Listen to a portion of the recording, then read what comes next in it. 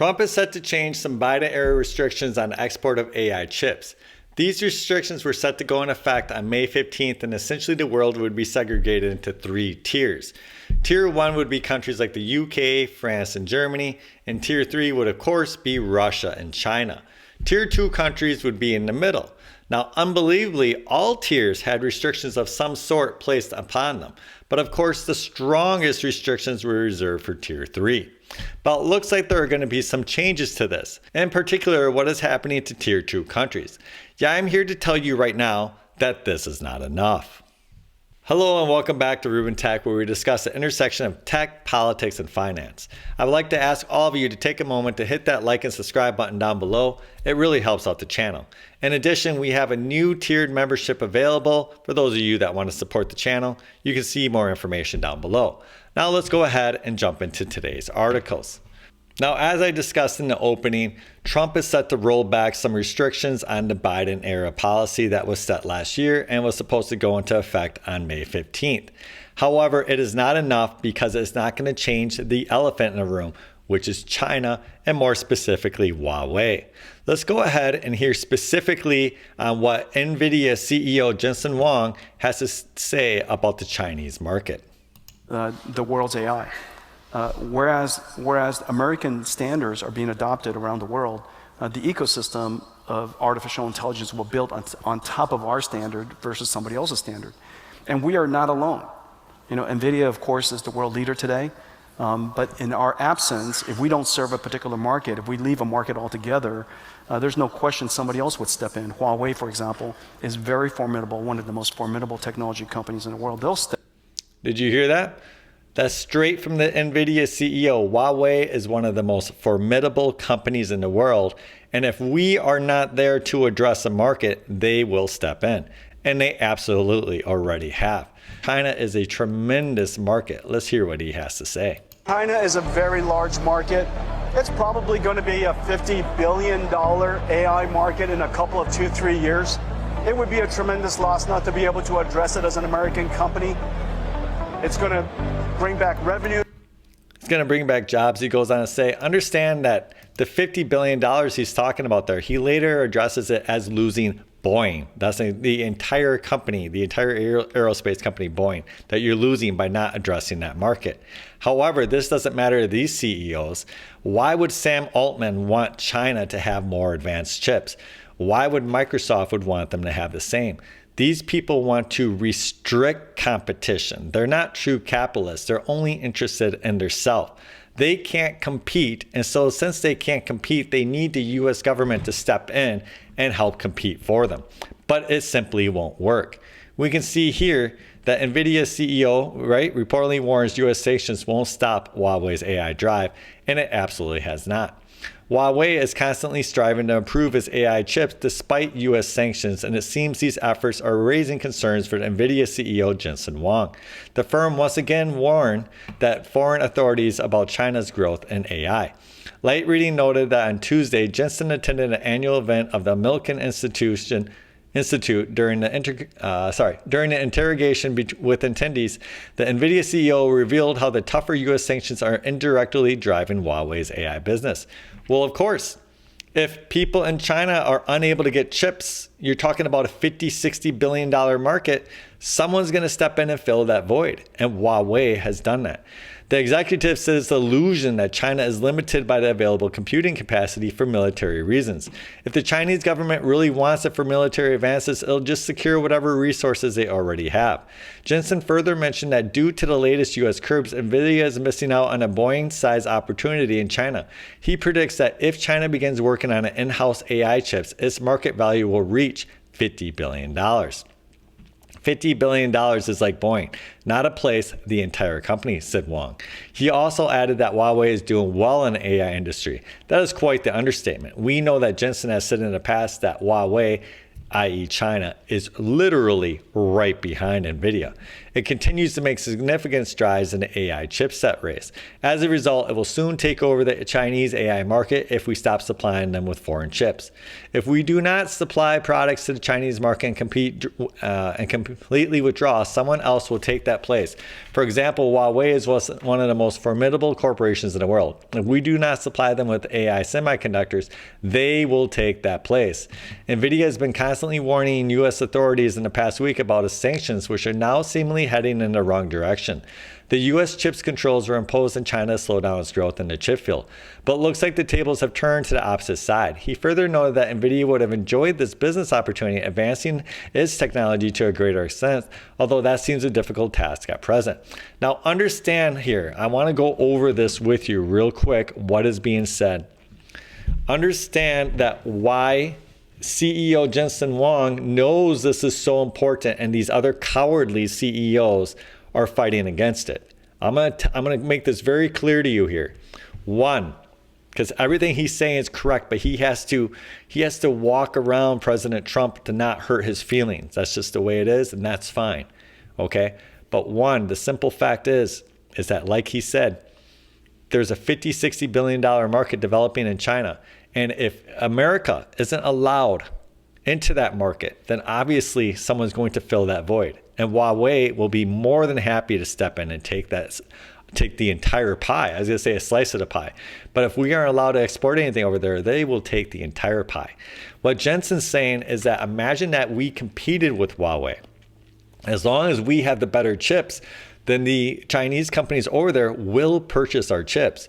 Remember that Jensen just had to write off $5.5 billion in sales. These were sales that were coming into Nvidia that contribute to jobs in America, that contribute to American IP, that contributed to Nvidia's bottom line. And now those $5.5 billion in chips are going to be going to Huawei. How does that benefit us? Don't you see when I'm saying that the sanctions are backfiring? This is exactly what I'm talking about. I mean, it doesn't make any sense. Also, he's saying that as long as we, right, if you want to look at it as America versus us, which I don't think we should, as America versus the world, I don't think we should. Okay, I go by the MAGA philosophy, which is make us great again. But if that is your mindset, then you want to export American technology all over the world, which was what was happening. Okay? Go back to before this whole craziness started with Trump won in China, right? We had the two dominant operating systems in the mobile phone space, Apple iOS and Android. Even in China, those were the two dominant ecosystems. In the entire world, they formed what was called a duopoly. Now that isn't the case. Why? Because Huawei was restricted from having Android. So Google was unable to allow Huawei to use Android anymore. And so what did Huawei do? They created Harmony OS. And now Harmony OS has just surpassed Apple in the amount of users that it has. So does that weaken China or does that strengthen China? We had two American companies that had a literal duopoly on the entire smartphone market in the world. And now there's a third player in the market because the American government forced there to be, right? The American government, Huawei was fine using Android's operating system. It was absolutely fine releasing phones with Android. And in some ways, this is why China calls Trump the great builder, because Huawei had gotten complacent. They were using Android. And now he forced them to stop sitting on their hands and build this. And look at what they did. They have the second largest OS on phones in the world. They have surpassed Apple. Okay? So now you have a triopoly in the world. Huawei, Harmony OS, Android, and iOS. And the same goes with laptops. Huawei has just released Harmony OS to laptops. Right now, the two dominant operating systems on laptops, there's multiple operating systems on laptops, but the two dominant ones are Windows and Apple. Okay, well, you have Linux, but that's a small subsection. But I can only imagine that Harmony OS is going to step up and do the same thing in phones as it did, do the same thing in laptops as it did on phones. It's just simple. They have a large market that's not being addressed. And before these restrictions hit, Huawei was perfectly fine using our chips. They were buying chips from our companies, but now they're unable to, so they're developing their own chips. And that's what Jensen's saying. He's saying that if you're going to restrict people from buying our technology, they are going to turn to somewhere else to get the technology. And there are going to be other people that are going to be happy to step in. And Huawei is definitely one of them. Which is why these companies now that I just mentioned in CNN, they're like, well, these tier 2 companies, we want to be able to do business with them, right? Maybe we should soften our restrictions on these tier 2 companies. But they're not saying that for China because they know they can't directly compete with China. But Jensen can, and Jensen wants to because he's seen how in Asia and how in China in particular, that when you have capitalism and widget making and forces like this, capitalist force in widget making, it produces the absolute best product. When you have a lot of companies competing at the highest level, the ruthlessness forces you to be efficient and make a better product. And Jensen knows that. It's the opposite of what's happening. Look at China's car market versus the US car market. Look at what they get per dollar over in China versus what we get per dollar over here. It's literal insanity. Okay? And this is because the US is restricting all these products from entering our market. We're not a capitalist society. We're an oligarch society where we protect the interests of the American automaker, where we protect guys like Sam Altman, where we protect guys like Elon Musk, where we protect Microsoft. And we say, oh, you can't compete? That's fine. The US government will step in and will prevent the competition from competing with you. Imagine if we forced them to compete, what would happen? Imagine if we allowed Chinese vehicles into this country. You and I could be driving around in a $10,000 car. Okay, you might say, I'd never drive in a $10,000 car. I would. I would be happy to. A car to me is a place to get from A to B. I drive an old car. I've shown you it on my channel. I'm perfectly fine driving an older car. I know some of you want the hottest, greatest car out there. And I'm sure that the Chinese market could help you with that too, the SU7 Ultra. Faster than a Tesla. Fastest production car with a mini fridge in it. Okay, from 0 to 60. Handles on a track like a Porsche. Has the comfort of a BMW or a Mercedes-Benz. All for $73,000. Tell me you wouldn't be interested in that. But me, myself, I would like to drive a car for $10,000 to $12,000. That's nice. Not have to pay the overinflated prices that we do here for lesser product. So while I will tip my hat a little bit, the softening of these exports, because I do believe it's the right way to go, it's not enough. It's not addressing the elephant in the room. And Jensen Huang, President Trump, you need to listen to him. This man is trying to tell you gently and respectfully. And if you don't listen to him, America is going to miss out completely, because Nvidia and our chip industry needs the Chinese dollars.